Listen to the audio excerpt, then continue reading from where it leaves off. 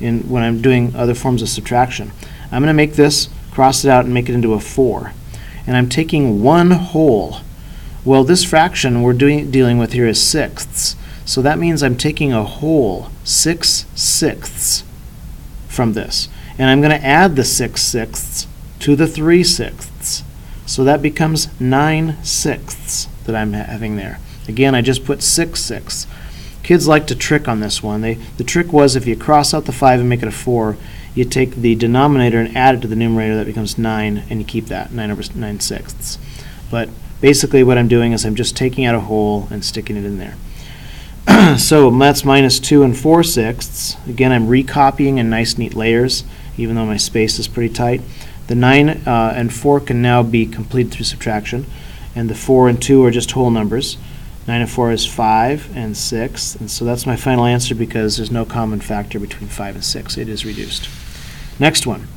The next one here is adding, and it looks like if I add through here, I'm going to have 3 as my whole number, and I'm going to add the 8 and 5 and get 13 eighteenths, and that's all there is to it.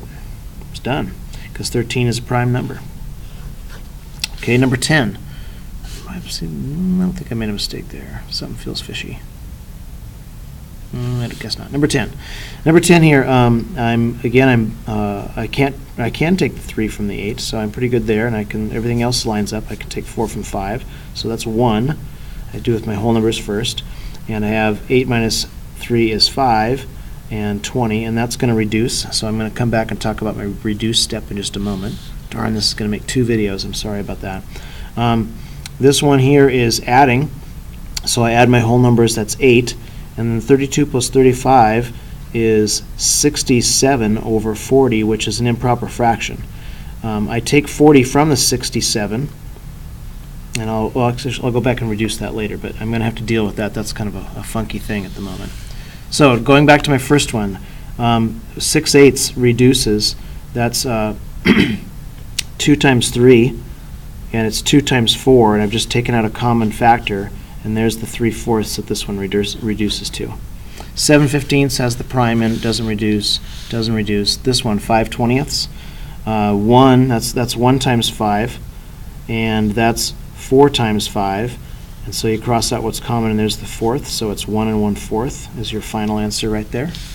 And for the last problem here, I take the 40 from the 67. This is going to be still 40th. Oops, it's not going to have an 8. I made a mistake there. 40 from 67 makes 27, but then that 8 actually, I moved a whole over there because I took 40/40ths from it. And when I took the 40/40ths and made that into a whole, that moved it up to 9 and left me 27. And 27 and 40 share no common factor. So that is the final answer there.